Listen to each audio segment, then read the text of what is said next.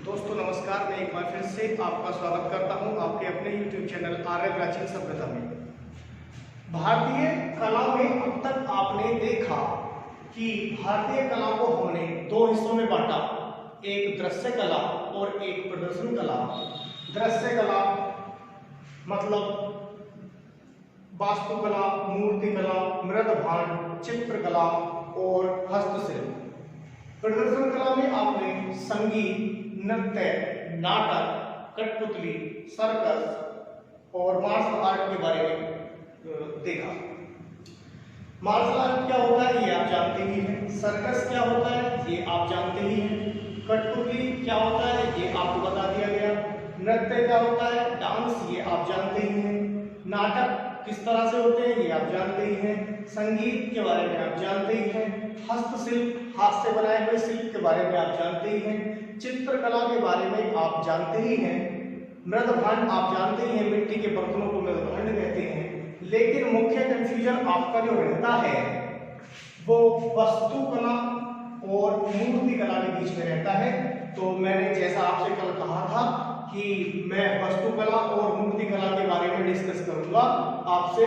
तो वास्तुकला और मूर्तिकला क्या होता है हम ये जानेंगे। अब आप इसकी कॉपी करना चाहें तो कॉपी कर लें, स्क्रीनशॉट लेना चाहें तो स्क्रीनशॉट इसका ले सकते हैं। अगला टॉपिक हमारा इसमें ही हम एक कदम आगे बढ़ेंगे, वास्तुकला के बारे में जानेंगे, फिर मूर्तिकला के बारे में जानेंगे। तो आप इसका स्क्रीनशॉट ले लीजिए या अपनी कॉपी पर इसको उतार लीजिए, कॉपी कर लीजिए, ठीक है। अब हम वास्तुकला के बारे में जानेंगे। वास्तुकला यह है भवन निर्माण की एक कला है। भवन का मतलब घर हो सकता है, सरकारी कोई कार्यालय हो सकता है, कोई भी सांस्कृतिक बिल्डिंग हो सकती है, स्कूल हो सकता है, धार्मिक स्थल हो सकता है, वो सभी भवन के अंतर्गत आते हैं। स्पेशली भवन निर्माण की कला, भवन निर्माण की कला। देखिए इसको आर्किटेक्चर भी कहते हैं।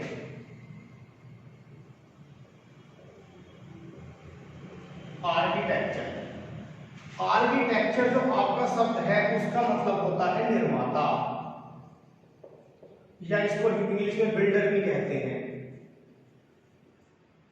निर्माता या बिल्डर भी कहते हैं। जो आपका आर्किटेक्चर जो आपका शब्द है वो एक लैटिन शब्द से बना है, वो टैक्टन लैटिन शब्द से बना है। टैक्टन, टैक्टन शब्द से बना है आपका आर्किटेक्चर, आपका टैक्टन शब्द से बना है। तो दोस्तों वास्तुकला, वास्तुकला क्या है? स्पेशली भवन निर्माण की कला है। भवन आप जानते ही हैं किस प्रकार का बनना है। तो भवन निर्माण की कला को वास्तुकला कहते हैं, या आर्किटेक्चर भी आप कहते हैं, या बिल्डर का मतलब होता है निर्माता, और आर्किटेक्चर टैक्टन शब्द से बना है, लैटिन शब्द है, लैटिन भाषा का शब्द है। दूसरा है आपका मूर्तिकला।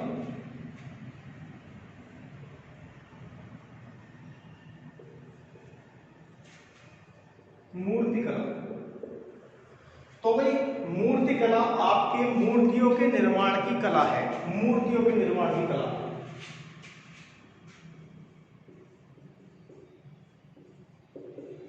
मूर्ति निर्माण की कला, यह मूर्ति निर्माण की कला है। मूर्ति कैसे? जैसे कि पुरानी आप कहीं देखते हैं खुदाई हुई के साथ नटराज की मूर्ति, जो भगवान शिव का एक रूप है, नटराज की मूर्ति कहीं निकल आई, या भगवान बुद्ध की मूर्ति कहीं निकल आई, या बौद्ध स्तूप कहीं निकल आया, या अशोक की लाट वगैरह कहीं निकल आई। तो ये मूर्तियां बनाने की कला है, मूर्ति कला, मूर्ति बनाने की कला है। मुझे लगता है कि आपको लगभग स्पष्ट हो गया होगा। जिन्हें स्पष्ट नहीं हुआ है मैं इनमें अंतर करके बताऊंगा। आप इसका स्क्रीनशॉट लेना चाहें तो ले सकते हैं। और मैं अब इन दोनों में आपको स्पष्ट अंतर करके बताऊंगा ताकि भविष्य में आपको दोनों में कोई कंफ्यूजन ना रहे कि वास्तुकला और मूर्तिकला में क्या अंतर है। तो भाई जिनको अंतर स्पष्ट नहीं हुआ वो अब अच्छे से इसका अंतर स्पष्ट कर ले कि वास्तुकला और मूर्तिकला में मुख्यतः क्या अंतर होता है। तो देखिए, वास्तुकला एक भवन निर्माण की कला है, जैसे कि मैंने आपको बताया कि भवन निर्माण की एक कला है, और मूर्तिकला मूर्ति निर्माण की एक कला है। अंतर स्पष्ट हुआ। दूसरा, अगर अब भी अंतर स्पष्ट नहीं हुआ, दूसरा देखें कि वास्तुकला में जब हम कोई निर्माण करते हैं भवन का, तो उसमें हम बालू, पत्थर, लकड़ी, लोहा, सीमेंट आदि कई प्रकार की सामग्रियां यूज करते हैं। इससे अधिक भी मैंने आगे लिखा है, और भी कई प्रकार की सामग्रियां इसमें यूज हो सकती है, पीओपी वगैरह। अब मूर्ति निर्माण में सामान्यतः एक ही प्रकार की धातु या पत्थर हो, चाहे कुछ भी हो, एक ही प्रकार की सामग्री का प्रयोग किया जाता है। चाहे कोई मूर्ति खुदाई में निकले और चाहे कोई मूर्ति आपने देखी होगी कि मूर्तियां बनाई जाती हैं विसर्जन के लिए, तो ज्यादातर वो एक ही धातु की बनी होती है, चाहे पत्थर की बनी हुई हो, चाहे मिट्टी की बनी हुई हो, चाहे लकड़ी की बनी हुई हो। तो सामान्यतः एक ही धातु की, एक ही सामग्री की बनी हुई होती है हमारी मूर्तियां।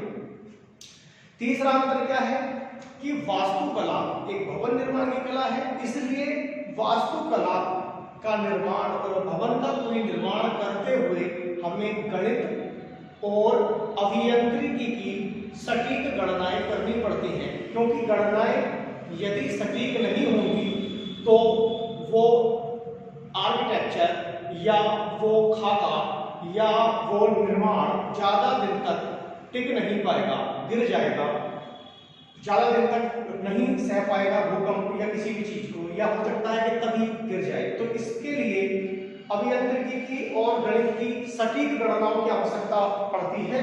ये आपका एक बड़ा ही इंपॉर्टेंट कहने का मतलब इसमें अंतर है। जबकि मूर्ति क्या है, मूर्ति जब कोई आदमी निर्माण करता है तो उसकी कल्पना पर आधारित होती है, उसके मन में एक स्ट्रक्चर होता है, उसके मन में एक कल्पना होती है और उसके आधार पर वो मूर्ति का निर्माण करता है। वैसे रिसर्च के द्वारा कहा तो ये जाता है कि कोई भी व्यक्ति अपने दिमाग से किसी भी चेहरे का निर्माण नहीं कर सकता, वो वही चेहरा बनाता है, वही चेहरा उसको स्वप्न में भी दिखाई देता है जो उसने पहले कहीं देखा रहता है। तो ये भी बताया जाता है। तो बहरहाल मूर्ति कला कल्पना पर आधारित होती है। देखिए वास्तुकला के उदाहरण क्या क्या है, जैसे लाल किला, लाल किला, ताजमहल। देखिए मैं इस डिबेट को लाल किला या ताजमहल तक ही सीमित नहीं रहने दूंगा। आजकल बड़ा ही फेसबुक, ट्विटर, व्हाट्सएप वगैरह सोशल मीडिया में छाया रहता है कि हमारी संस्कृति को छिपाया गया और लाल किले और ताजमहल तक की सारी संस्कृति को हमारी समेट दिया, जबकि भारत में इतनी भव्यता थी। इसका मतलब हमारे साथ कितना कुछ छल प्रयोग हुआ। तो मैं लाल किला और ताजमहल तक ही नहीं रहने दूंगा, मैं बात करूंगा तंजावुर के बृहदेश्वर महादेव की। बृहदेश्वर महादेव, बृहदेश्वर महादेव कहाँ है? तंजावुर में। तंजावुर बृहदेश्वर महादेव है। 81 टन के पत्थर को 300 फीट ऊपर उठाकर रख देना, ये अपने आप में ताजमहल, लाल किला या दुनिया के किसी भी स्ट्रक्चर से ज्यादा जोखिम भरा, अभियांत्रिकी पर आधारित, गणित की गणनाओं पर आधारित है। बृहदेश्वर महादेव मंदिर तंजावुर आपको हमेशा कम से कम एक बार अवश्य वहां जाना चाहिए। और क्या इसका उदाहरण है? और उदाहरण है हम्पी। हम्पी के निर्माण, हम्पी के निर्माण देखिए हम्पी के निर्माण की क्या खासियत है? हम्पी की खासियत यह है कि वहां आपको ऐसा कोई भी देवी देवता बचे हुए हों जिनका मंदिर आपको वहां ना मिल जाए। दूसरी खासियत क्या है? हम्पी के जो निर्माण है वहाँ 51 पिलर बने हुए हैं और उन 51 पिलर पर जब हम थाप मारते हैं, हाथ मारते हैं, तो बहुत ही मधुर संगीत सुनाई देता है। ये हम्पी की खासियत है। तो ये किसके वास्तुकला के उदाहरण है? वे जोड़ नमूने नहीं, कोई तोड़ कोई जोड़ इनका पूरी दुनिया में जितना मैंने जाना है मुझे कभी नहीं लगता। एक तो बृहदेश्वर महादेव का मंदिर और एक हम्पी के निर्माण, नोट पर भी छपा हुआ आता है। मूर्तिकला का उदाहरण क्या है? ये आप जानते हैं, जैसे नटराज की मूर्ति अक्सर मिल जाती है। नर्तकी की मूर्ति, सिंधु सभ्यता से नर्तकी की मूर्ति मिली थी। नटराज की मूर्ति कहीं भी पूरी दुनिया में निकल आती है। तो नटराज की मूर्ति है या भगवान बुद्ध,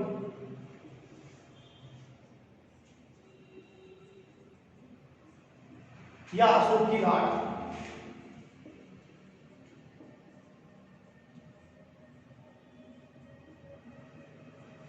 तो भाई आप वास्तुकला और मूर्तिकला का अंतर स्पष्ट आपने देख लिया है। इसका स्क्रीनशॉट लेना चाहें तो स्क्रीनशॉट इसका आप ले सकते हैं।